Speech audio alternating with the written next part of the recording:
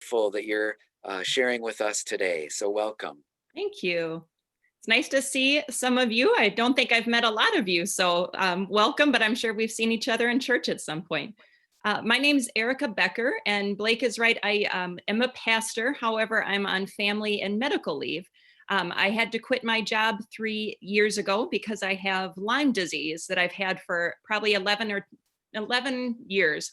And it got so complicated that I couldn't care for my young children, who were 2 and 3 at the time, and then also be a pastor and a mom and a spouse. So one of those had to give. But I am very encouraged by being allowed to help out in any way I can. And we just finished a grief group with some people who are here, and just with a really, really neat group of people. So I was glad to do that at Midvale. So as Blake said, please give me a thumbs up if you can hear me, or if you need to ask a question, just wave, whatever works. I'm new to this too. I said my kindergartner, I think, does Zoom better than I do at this point. So look out. So thank you for being here today. I'm going to start by sharing my screen. And let's do that. And do we have a thumbs up? Are you able to see that? All right, wonderful. So we're going to be talking about grief today, and also how it's complicated because of COVID-19. One of the reasons I really appreciate getting into grief work was it's what I did for a large part of my career as a pastor. Also as a chaplain. I was a chaplain at Northwest Community Hospital across from O'Hare down in Chicago. That's part of our training for a summer. But then also through my own grief. My dad died a year after I had to quit my job. And so I was walking alongside him and able to help take care of he and my mom. And then also through just loss of my health as I've gone through things. So this is very much a topic that interests me personally as well as professionally. My first slide here is a very good interview that I'd recommend between Stephen Colbert, who's in charge of the Late Show on CBS, and Anderson Cooper from CNN. And both men are talking about their grief. Stephen Colbert lost his father and 2 of his brothers in a plane crash when he was 10 years old. And Anderson Cooper likewise lost his father when he was 10 and a brother older in life. And then he had just recently lost his mother within the last 2 months of this interview. This is from last year. And I found it interesting because right away, Anderson Cooper said, people are not comfortable talking about grief. And this is something I think is very true in our culture, that we as Americans especially, we love being positive and picking ourselves up and moving forward, which are good things. We're able to accomplish a lot that way, right? But then there isn't the space for talking and sitting with loss and sadness and grief. We don't know how to do it.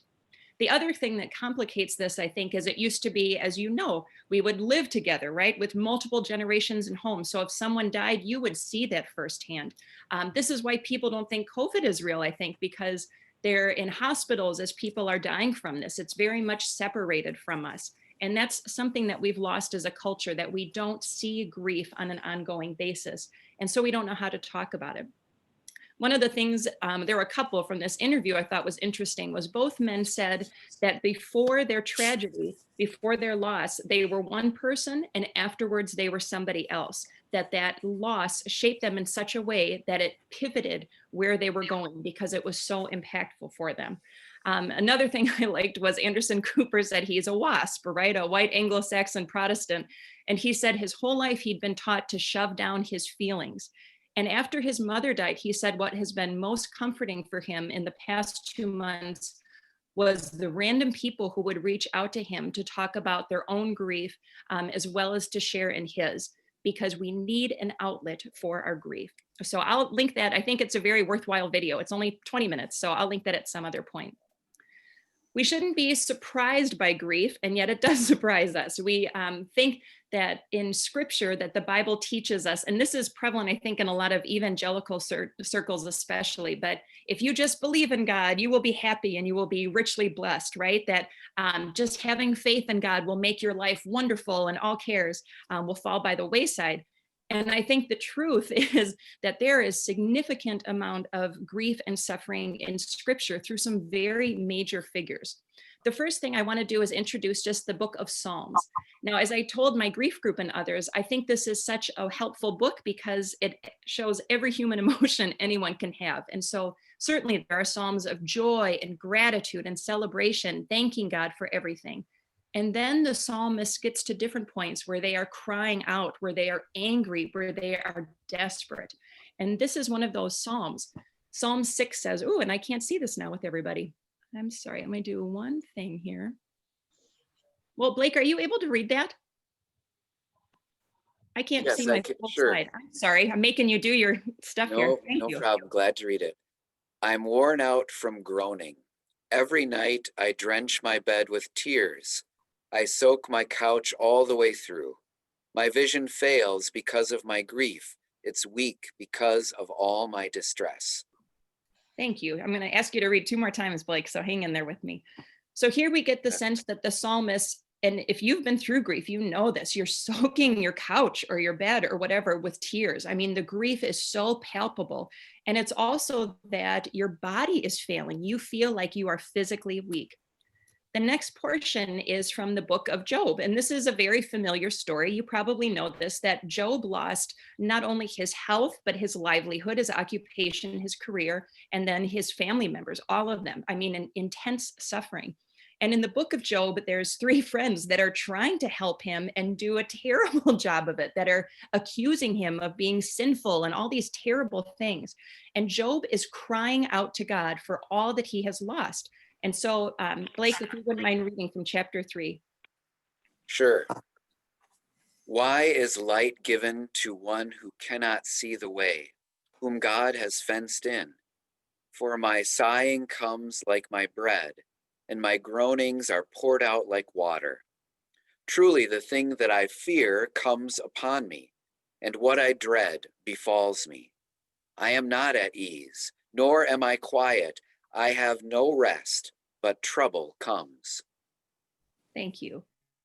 And so here is Job almost accusing God of fencing him in, right? So this is what happens in grief. We are crying out. We are trying to make sense of what we think God has done to us. That's a very real opinion and a very real feeling. And then we have in John's gospel, what our confirmation kids always like to use this verse because it's the shortest verse in the Bible. So they'd always choose this one if they had to do a project. But this is the story of Jesus with Mary and Martha and Lazarus, where Lazarus died and Mary and Martha say to Jesus, Lord, if you had been here, my brother would not have died. And what does Jesus do? Is Jesus weeps. Jesus is experiencing suffering at the loss of his friend. We see examples of this all through the Bible of people suffering, and these are very prevalent figures, right? Of Paul, he's suffering, it seems like through most of his career, there's somebody after him, he believes, who's trying to pin him down. Moses suffers for 40 years from the Hebrew people, from the Egyptians. Abraham and Sarah suffer because they are unable to conceive a child, which is a very shameful thing during the time in which the scriptures were written. And then we have Jesus again, who in Matthew's gospel on the cross, you know this, says, my God, why have you forsaken me? And so what this shows us is that grief and suffering is everywhere, and it's inevitable at a certain period of time for us. We all grieve. We grieve because of the obvious. We grieve because of death. And then we have all these different levels of death, right? That we have expected death. We have a sudden death. We have deaths that occur because of tragedies, stillborns, children that die. We have suicide. We have murder. So there's all kinds of complications on top of how somebody dies. We grieve because of a change in health. This is something that I experience personally. This is what people experience that have diagnoses of MS or Parkinson's. This is what people are going through with cancer diagnosis. It's anything that has changed who you are and what you are capable of doing going forward. That's a big grief. We grieve because of a job loss or a job change. Especially right now, this is in our neighborhood. We have so many people that have lost their businesses or their jobs, and they are grieving that loss. There's people that are being fired or have a demotion. And not only is that grief, but there's a sense of shame surrounding that. And then this is even true if people retire. And this is true probably of many of us here. If you retire, you've lost your sense of self in terms of what you were doing for a living, and that's grief. We grieve with unmet expectations. I hear this a lot from people that they assume by age 50 or 60, they would have accomplished more in their mind than what they were doing. And so it's unmet expectations about what they thought they would have done by a certain point. And then we have, of course, the pandemic. We are grieving. And as we're going to talk about a little bit later, there's something called collective grief, that we're all going through this together. What does grief look like? I love this quote by Henry Nouwen, and hopefully you're able to see that. But the quote says, "In a society which is much more inclined to help you hide your pain," this is Anderson Cooper again, right? Being a wasp, "to hide your pain rather than to grow through it," to grow, not go through it, grow through it, "is necessary to make a very conscious effort to mourn."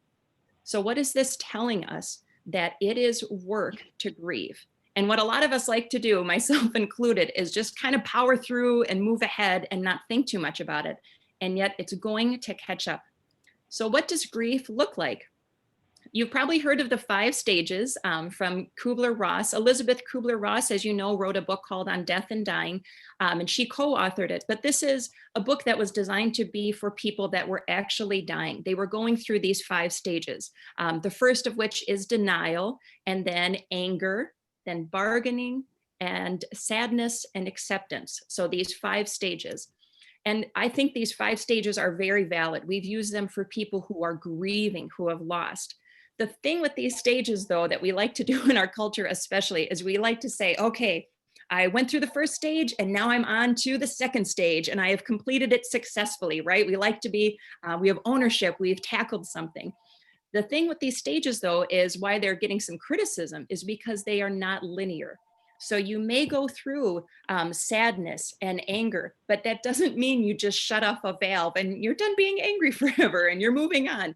It means that you might go from anger to acceptance and right back to anger, that they're fluid and it's going to look messy.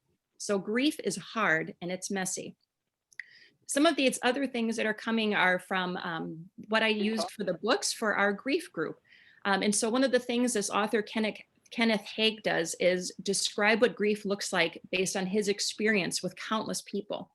One of the other emotions that comes in is a sense of shock, that when people are first going through something or you first get the news, oftentimes people have a hard time crying or showing emotion because they're in shock. Their body and their mind are trying to make sense of things. And this is helpful in a way. This is what allows people to do the things, to make the plans for a funeral, to make arrangements, whatever works. And this is also true when you are breaking up with someone. I had a friend who broke up with his partner of many years, and he said, "Is it weird that I haven't cried yet?"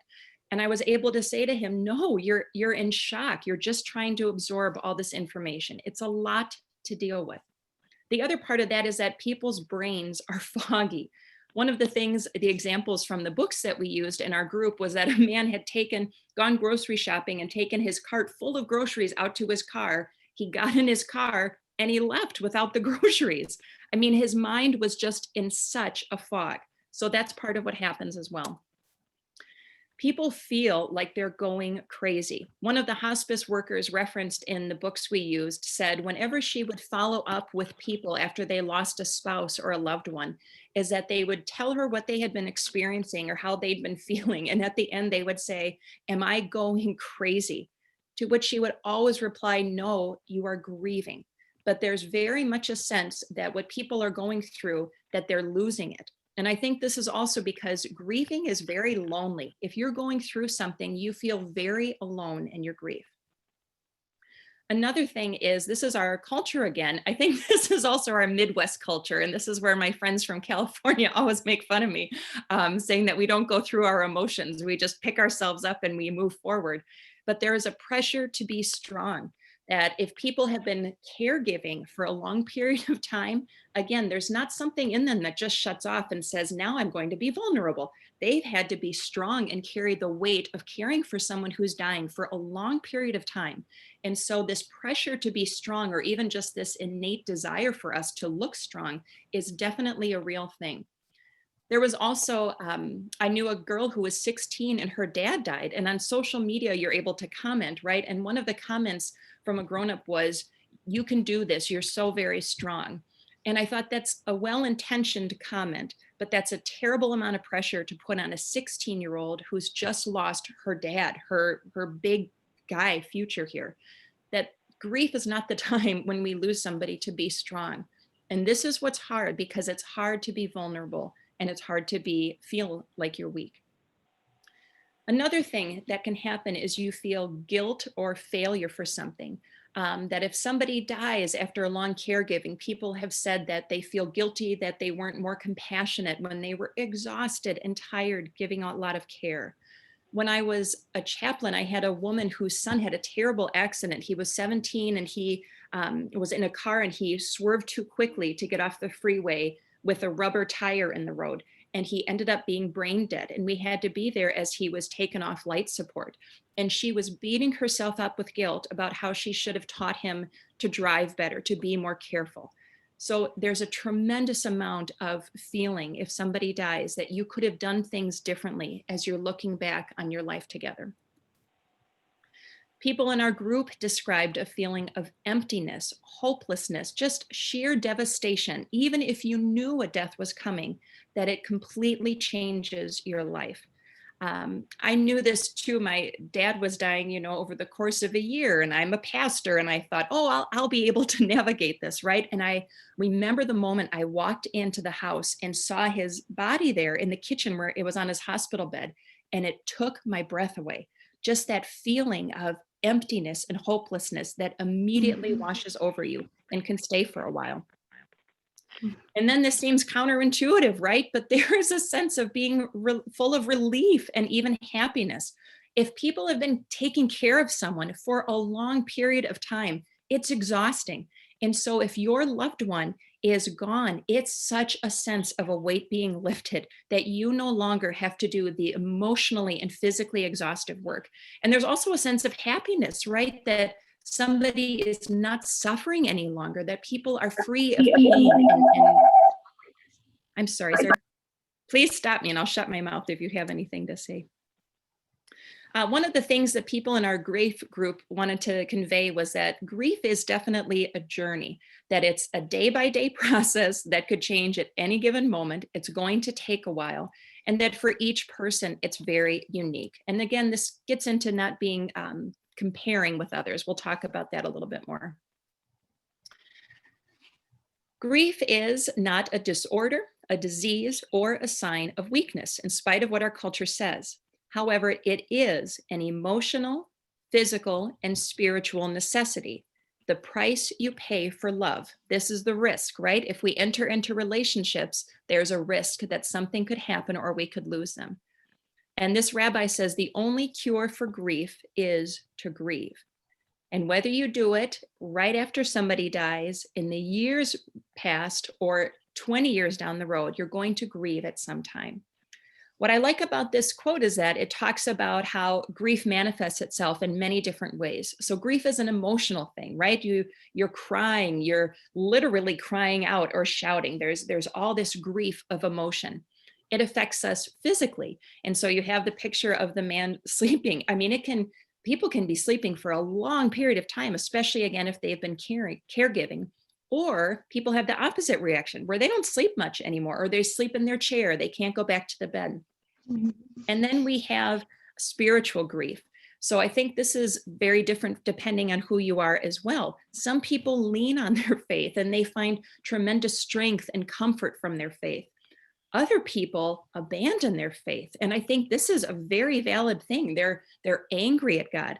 I had a friend who lost both of his parents within a couple of years, and he grew up in a church, like I was mentioning earlier, that was always emphasizing being happy and God will richly bless you. And he said, I felt no comfort going to church in this surrounding where people weren't able to accept my grief. And he abandoned his faith. He's now a Buddhist, which I think is very good for him.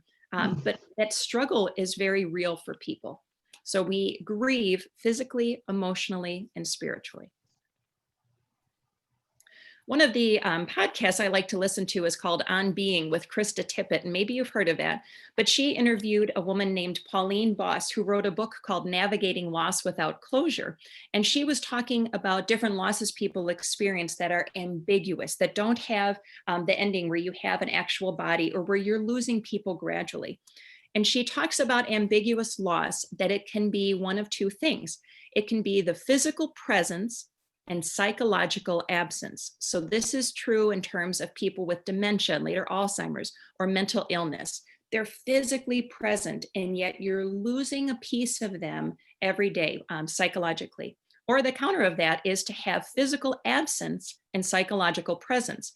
This happens when soldiers have gone MIA. This happens in 9/11 when there's no physical body for people to be able to bury. And this complicates grief in that it's difficult to find resolution with this type of loss, she says. There are other difficulties with grief. I like this because I think this is true in life too, right? We have an expectation and then the reality. This happens with jobs when you first begin. You think you know how a job's going to go, and then it goes a different way. I found this to be true personally with having kids. I have a lot of nieces and nephews. I have 17 of them. And I thought, oh, I got this parenting thing down, right? And then you have kids and you're like, oh my gosh, it's very different than what I thought it was going to be. Grief is no different. And so we have all these difficulties because we think we're going to be a certain thing. And then we get these platitudes from other people, right? So we encourage people to be strong. And as we talked about, this is a difficult thing. It's hard for people to appear weak and vulnerable. And then if we're telling them, just be strong, you'll get through it, we're reinforcing that they can't feel vulnerable, that they can't break down. Silly example of this that I told in my grief group was when my dad was dying and I was dealing with my loss of a job and identity. And I was in Dr. Malberg, he used to be a therapist for our synod. I was in his office and I was almost tearing up, and he said, you can let it go. And I said, no, I've got to keep it together. And he almost laughed at me and he said, your therapist's office is not the place to hold it together, right? This is the place to let it out. And I think that's what's hard for us is we need to find the appropriate person to which we can be vulnerable. I mean, people were vulnerable to me as a bartender all the time, right? But that's not necessarily an appropriate boundary. But that idea of it's okay to be weak is something that we need to reinforce, or we need to be vulnerable. The other thing, as we talked a little bit about, is people say, oh, just trust God, or give all these platitudes about faith. And people might be angry at God. People might be wondering where God is or feeling abandoned by God. So just saying trust God isn't helpful. People also we think that our faith should grow, and they think there's something wrong with us if our faith isn't growing, or we're not depending upon God, or we're angry at God. When again, the Bible is full of examples, as we talked about, where people are crying out and trying to make sense. Because we can be angry at God, just as you are angry with a spouse that you love so much. When we are angry with God, or we are distant from God, God doesn't stop holding us and loving us and caring for us. And in fact, that is the time when God is doing that even more, in spite of how we feel. End of my sermon there. For comparing grief, this is a difficulty. And I think when you compare grief, it begins with the words at least. If you start saying at least, I want you to stop yourself. And I've done this too. Our books that we used, it says, if there's a sudden death, people say, well, at least you didn't see this person suffer, right? And then if there's somebody that died over a long period of time, you say, well, at least you got to say goodbye to this person. As if somebody's grief isn't hard enough, we're telling people that there's comparisons with what's happening. And that's just not true. However someone is grieving, that is difficult for them, bottom line. This is a terrible one. People hear this, but if you lose a child, or if there's a stillborn child or a miscarriage, we like to say, hopefully, well, you can have other children. And I think we have good intention saying that. But people aren't worried about other kids at that point. They've lost the one that's in front of them. We want people to move on after a certain period of time. I think there's, after a couple months, we think people should be over grief by now, or haven't you gotten over that, or haven't you moved on? I was talking to my mom. My dad died a little over 2 years ago, and I was talking to her last week, and she said she feels like she's just got her footing again. And that's over 2 years.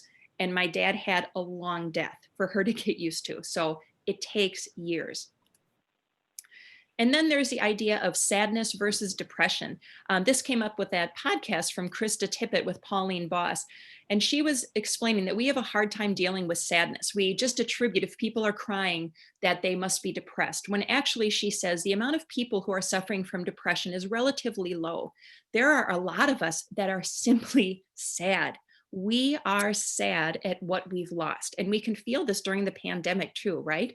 But we have trouble sitting with this sadness. And that is definitely a difficulty. The hard part during the pandemic is her response to sadness is that it's treated with human connection. And so, as we'll talk about later, we cannot do that as much like we used to. So, this is why the coffee hours are so helpful, the online worship, these different groups. It's not ideal by any means, right? But it is helping, and it is something that's necessary as we grieve. This is an article from David Kessler called That Discomfort You're Feeling is Grief. And this is related to the pandemic. David Kessler co-wrote the book with Elizabeth Kubler-Ross about the stages of grief. And this is from the Harvard Business Review in March of this year. So when things were just getting going for our country. He talks about collective grief.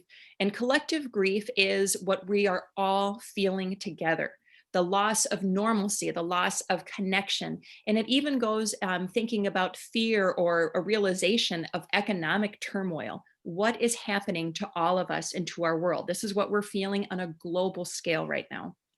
And then he has what he calls anticipatory grief. And this is the feeling we get when the future as we know it is uncertain. And this again is where all of us are. Like we think we know what's coming with the vaccine and what that should be. But do we really know how this is all going to unfold? We don't. And so in steps a large portion of grief. I'll talk about this maybe if we have more time, but I think I'm getting too verbose, so we'll move on. I'm going to just go through, and Blake, if you wouldn't mind helping me if I can't see these on my computer, I'd appreciate it. Thank you. So we're going to go through these 5 stages of grief, and Kessler gives some good examples of what that would mean. Would you mind reading those, Blake? Sure. Thanks. There's denial, which we say a lot early on. This virus won't affect us. There's anger. You're making me stay home and taking away my activities. There's bargaining. Okay, if I social distance for 2 weeks, everything will be better, right? There's sadness. I don't know when this will end. And there's acceptance. This is happening. I have to figure out how to proceed. Thank you. There's one little part I'll ask you to read in a bit. So we can see what I was talking about earlier, that when we go through one of these stages, it doesn't mean that the valve is turned off and we don't ever have to worry about it again. I was just talking with a friend who said, I thought I was doing well through this whole thing. And then I just find myself so angry again lately that my kids couldn't go back to school, that this was supposed to be my time of focusing on my career. And instead, this is what I'm doing. So we see how we continue to go through all of these stages back and forth and how it is so messy. And then Blake, if you wouldn't mind reading what he says about acceptance. Sure. Acceptance, as you might imagine, is where the power lies. We find control in acceptance. I can wash my hands. I can keep a safe distance. I can learn how to work virtually. Right. And as I was talking with Blake earlier, this is what we do with our holidays too, right? Like I have 2 little boys. We figure out how to do trick-or-treating a little differently last night. And guess what? It was great. So we are forced to do these things that we have to accept this is our reality right now, which is so hard. Grief and COVID complications. You'll see the empty church. I think this is so symbolic of what a lot of us are feeling right now. We miss our faith community. When people have lost someone, one of the benefits is that they're able to go through these rituals. We're able to have the big funeral service with the music. We're able to have the meal afterwards, which I think is such a healing part of caring for someone after they're grieving, that you're able to be surrounded physically with your family and your friends. You're able to tell stories. I've gone to bars after funerals, and it's been amazing with people who have big families, any kind of place where you can congregate and touch one another and share everything. So that's lacking right now. There's grief on top of grief. People have enough to deal with when they are going through a significant loss in their lives. And then you add COVID on top of it, and it's too much to deal with. This is why people might stay in shock or that foggy sense of being for a long time, because there's too much coming in overhead. And then, like I was saying, we miss the physical support. This is especially true. I remember this as a pastor, and Blake knows as well, but when you go in nursing homes, people love to hold your hand because we're missing that physical touch. And if you find yourself alone after being with a spouse for 40, 50 years, you miss that physical presence of someone no longer being there. This is my whole spiel now for those of us who are grieving. And these are just some suggestions of what we can do to help ease the pain. And again, I'm not saying to take away the pain, I'm saying to help ease it. The first thing to do is to acknowledge that it is hard and that it is grief. And this is a very big step for us to be able to do. My husband and I are taking a course online called The Science of Well-Being. It's the most popular course online through Yale University. We've only done the first 3 sessions, so we're slacking a little bit. But one of the things the professor always emphasizes for a sense of well-being is to acknowledge where you are. This is what people do through prayer and meditation sometime, right? This is that feeling of being in the moment. It's easy to keep breezing through. It is difficult to sit and be with your feelings. But that is how the process of healing can begin. To remember that we have to do it at our own pace, and it might take longer than someone else you know, that you have a variety of things. If you have small children and you lose a spouse, you need to care for those children. If you have a business, if things are going on at work, you're not able to devote all your time to grieving. There are other things happening that you need to take care of. So you do it at your own pace and realize it's going to take a while, and that's totally okay. To be kind to yourself. We had this come up in our group a couple times, but treating yourself like you would treat a friend. If you had a good friend who was going through a difficult time, you wouldn't say ridiculous things to them like, you should be over this by now. Hopefully you would empathize with them and say, take your time, you can do this, I'm here for you. And that's how we need to talk to ourselves. I think we're very critical of ourselves and how we're going through things, but we need to treat ourselves as we would a dear friend. One of the other things that's important is knowing boundaries. And this, I think, works in 2 different ways. Boundaries in terms of knowing who you can go to express your grief, because you cannot go to everybody. There are people who won't listen, and you want to be with somebody that's trusted and comfortable. So it's knowing when to do that. And it might be awkward at times, and it's knowing who you have. The other thing is having boundaries in terms of what you decide to do from here. In our group at one point, we were talking about how people wanted to give back because they felt so good about different agencies that their spouses had been associated with, or diseases that they had died from, and they wanted to give back to different people. But we talked about how that might be very difficult, and maybe how you're thinking you're going to give back is very different than what you're going to do, because it might bring on too much grief. It might be too hard. And so then it's important to know your boundaries.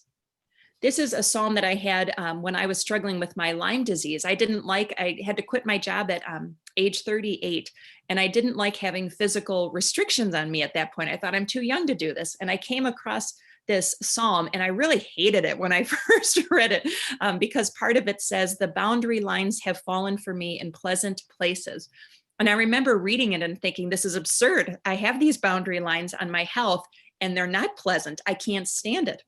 And then a year later, I happened to see this, and I remember thinking, oh, okay, because I have boundaries and what I'm able to do with my health. I don't have the stamina for certain things. So I have to really watch myself. But if I pay attention to those boundaries, I thrive. And this is the Greek word Zoe, right? Life, that God wants us to have life and have it abundantly in John's gospel. So paying attention to boundaries doesn't necessarily limit us. It can help us to thrive. It's taking advantage of groups like the group we just had at church, of this fellowship time. It's talking with friends, if it's on Zoom or FaceTime, going for walks with family members, whatever. It's leaning on those who love you the most, which is hard to do. But again, we have to think we would be willing to do that for someone else. It's having a time for prayer, for devotion, for meditation, whatever helps you center. Or if you're at a point in your grief where you want nothing to do with God, then do nothing. Take it easy for a little while and give yourself a break.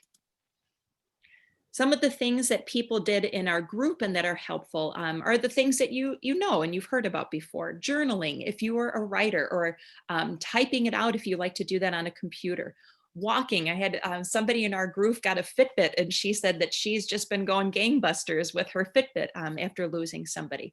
It's finding a new hobby. This is what some people have done, something that they wouldn't normally do. Again, some of these things people are able to do right after someone has died, but a lot of times it takes a while.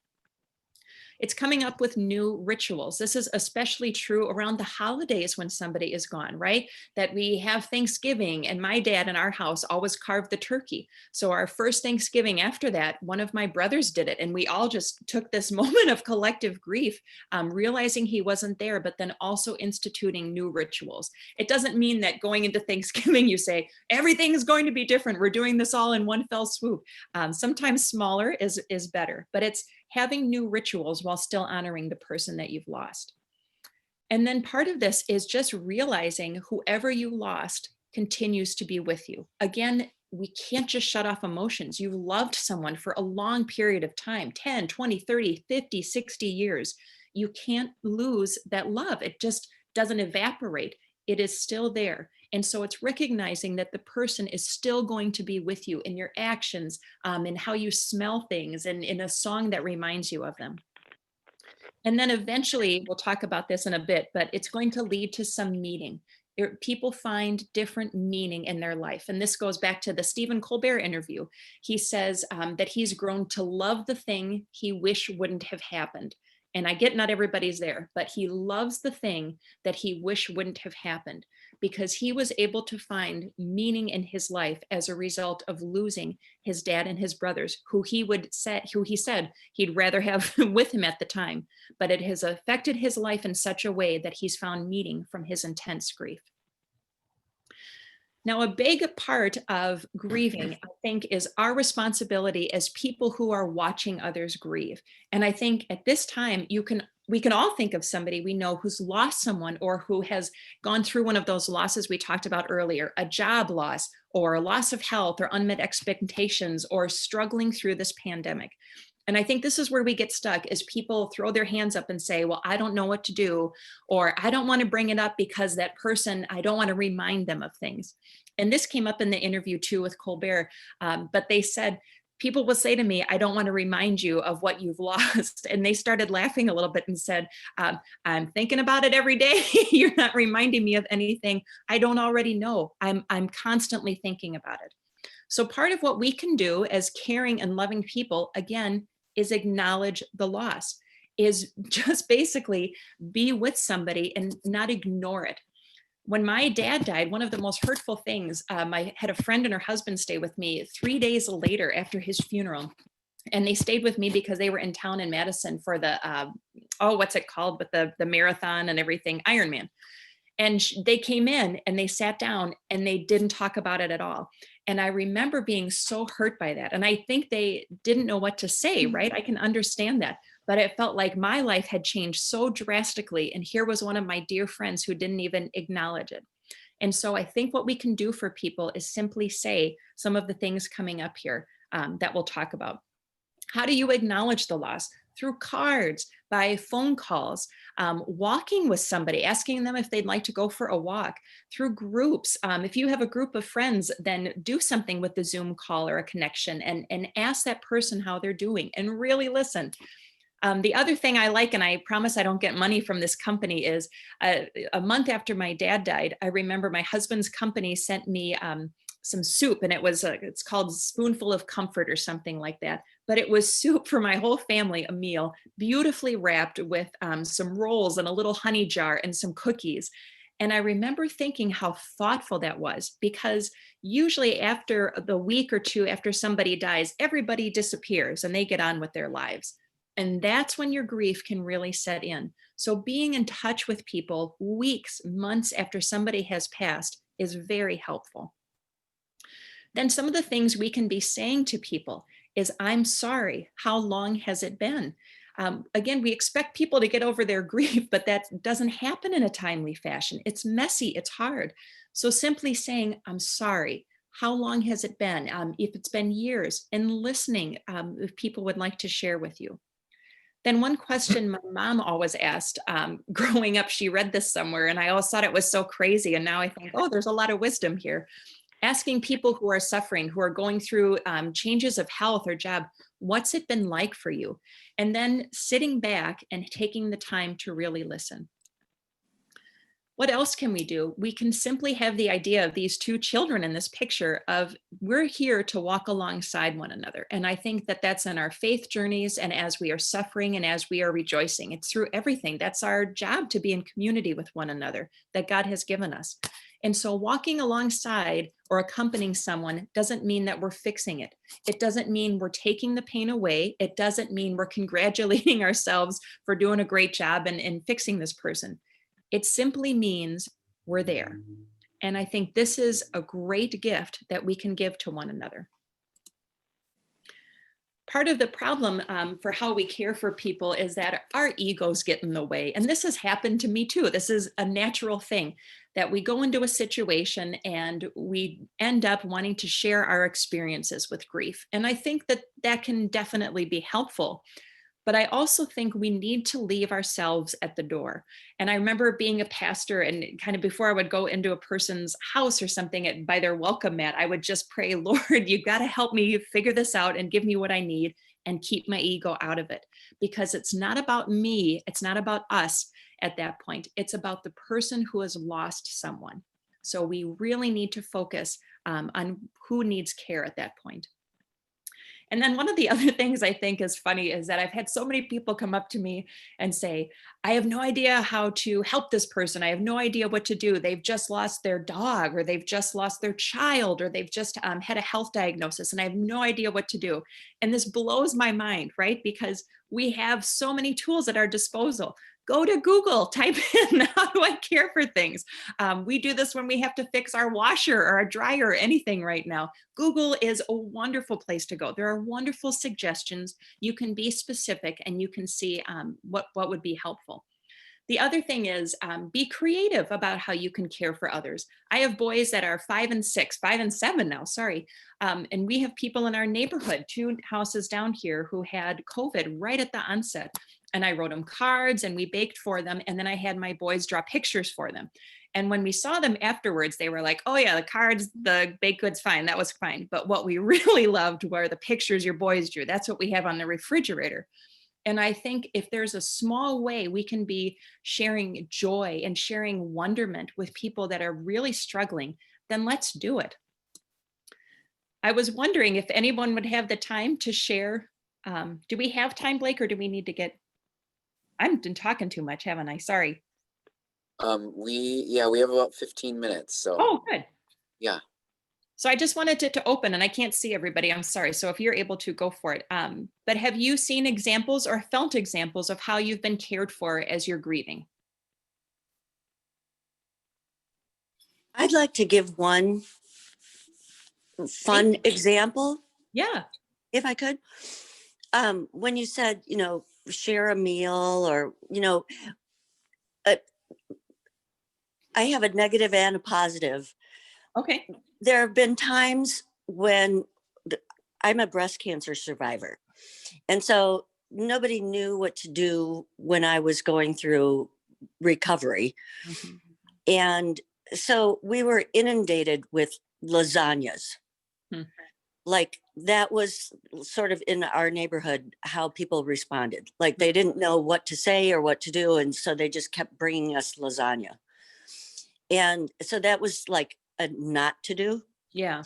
But then I was thinking about when my dad passed away, and my parents' family friend, her husband, she was a widow, but her husband had owned a plumbing business. And she knew full well that we would be having all kinds of relatives coming into town to stay with us for the funeral. And so she appeared at our door with rolls of toilet paper, which was just, it was funny. Yeah. It sort of broke broke the ice, but it was also a very practical thing Yes, like because necessary. Yeah. she knew that we were going to have all these people in our house. That one lady today in the obituary got rolls of toilet paper for people. Really? Oh. Yeah. I mean, it was just, and I thought it just put a little thought into what might this person need. Yeah. And being creative. Thank you for sharing. I liked both of those. I think that's great. And congrats on being a survivor, lady. Well done. Thank you. Anyone else? Well, this is Nancy on the telephone. Hi. Hi there. And I don't think I know you, so I can't imagine you, though I saw your photo in the e-moments. But anyway, what kind of work is being done today with children who lose parents? Now, I know I'm not the only one who's on this Zoom today who lost a parent as a child. So I'm 86 years old now, and my mother died when I was 8. Oh, wow. So in 78 years ago, 79 years ago, there was really nothing that was done. Mm-hmm. And you just went on. Mm-hmm. And what I found very interesting was at about age 65, maybe over a period of a year or so, it was like, I really feel sorry for myself. I didn't have a mother. Mm-hmm. And I'm listening to all these people who would complain about their mothers, Yeah. Yep. So it was kind of a very delayed grieving. And I thought I was the only one. But then one of the women I had worked with, who was a bit younger than I, she had lost her natural mother at age 2.5 or 3, and then had her stepmother at a very young age, who really was, quote unquote, her mother. Mm-hmm. But she went through the same thing at about age 65. So I thought that was really interesting, and I wondered if you know about that. That probably goes in the ambiguous grieving, or the hidden forever, I suppose. And what is done today so that children are worked with and assisted and not told, you're just being a baby if you cry, kind of thing. Yeah. Well, first, I think so. And I know the twins lost their mom at a young age. So I don't know if they have comments also. Are they? Are we on? This is Jan. We were 13, and we were 13. Unfortunately, we had each other, but our dad was a pastor, and he was up at church every night. So we found ourselves running away every night almost, and we'd go a certain way where we knew we would meet one of the church members, because they would walk every night in the same place, and they would run into us, and then they'd bring us home. But nobody was there for us except our grandma and aunt, and they tried very hard to help us, but they didn't know what to do either. Yeah, they were grieving as well. So, right. But we were 13, so about 70 years ago, 75 years ago. But we never experienced like you did, Nancy. But it was hard. Well, so I think all of you are bringing up what we've talked about, is that it doesn't go away, does it? I mean, the hurt that you are experiencing, it doesn't go away. And I think we also are in a different time with using therapy and social groups and things like that you didn't have. We had a lot of like World War II vets, I remember, who would die when I first started doing ministry, and they didn't have any outlet either for things that they had seen or the grief that they had experienced. And that's what they would talk about on their deathbeds, that they had been carrying it this entire time. I think, Nancy, to your point about what's being done, And Kay Bladorn, I think, is on here. And you are a school therapist, Kay, so you can help me with this a little bit too, if you don't mind. But a lot of times there's various groups that different organizations provide for people that have done that. This is certainly what we do as pastors, and school social workers definitely get involved with things like that. Kay, are you on here? Yeah. Do you Hi. mind saying, did you experience anything with that at your schools? Yes. Yes. I would say our whole staff was very good at informing us, especially the counselors, social workers, of children who had parents that passed, or it could be a grandmother, or another close loved one. We had often kids. I worked in a school where there was a lot of at-risk children, and they had a lot of extended family members. So we were in touch with their families and did a lot. So we could offer support groups within the building. We could make referrals out to other agencies. Gilda's Club here in town offers a lot of support groups for family members.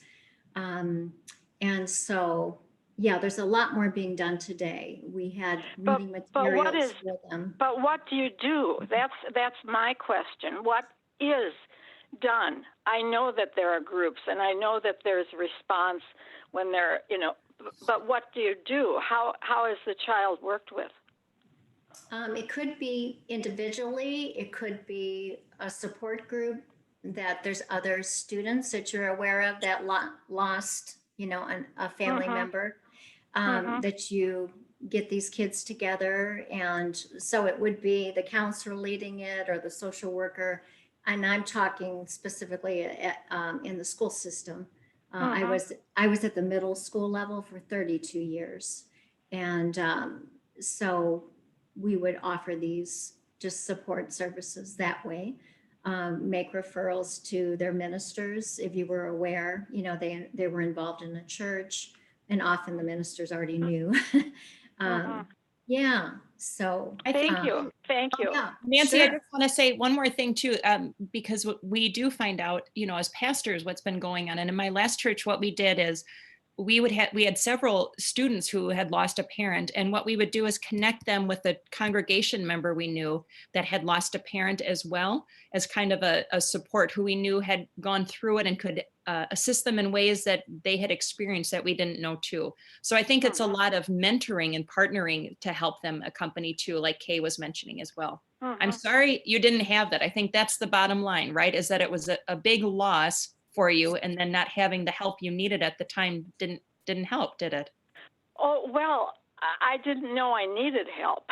And I was fortunate to, be in the same church, the same school,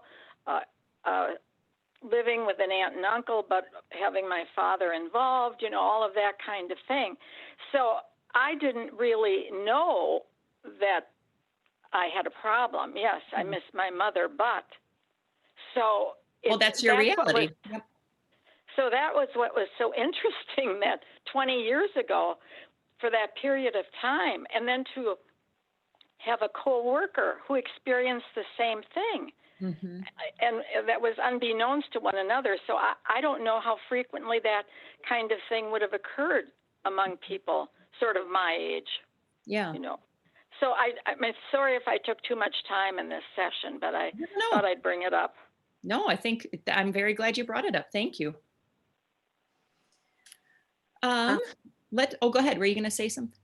Can I jump in again? Yes. I'm just going to talk about at the other end of life, as an adult, losing both of your parents. Both of my parents were elderly when they passed. And then I had this feeling when my mom died at age 92. Wow.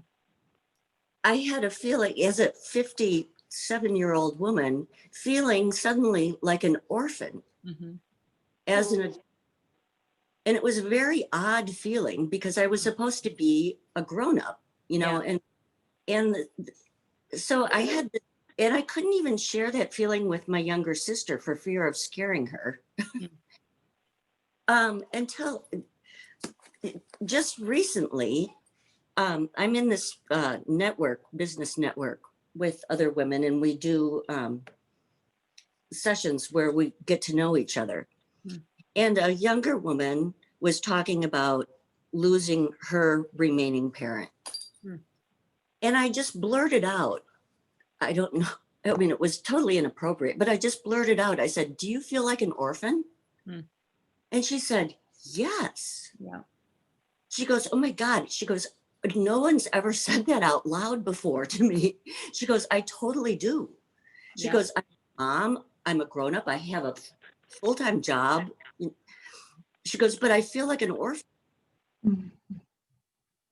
That came up in our group, and that's come up. I think a lot of people feel that way, and you feel, this goes back to how you should be feeling, right? I shouldn't be feeling this way because I'm a grown up, right? Well, whatever, this is how you're feeling, and that's very valid. But yeah, you're definitely not alone. I've heard that quite a bit. Thank you for sharing that. Yeah.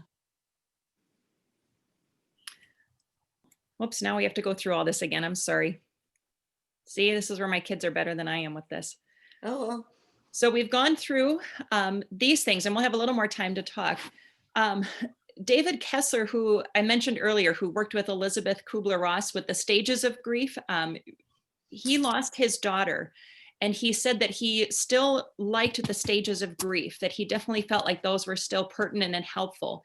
But that when he lost his daughter, when he got to the state of acceptance, he thought there had to be more. It was like he couldn't just accept that his daughter had died. There had to be some kind of meaning. There had to be something further. And I think part of that for him, as he'll talk about in his book, is about how he wanted her to live on, right? That losing a child, he wanted her life to have some meaning as well as his own.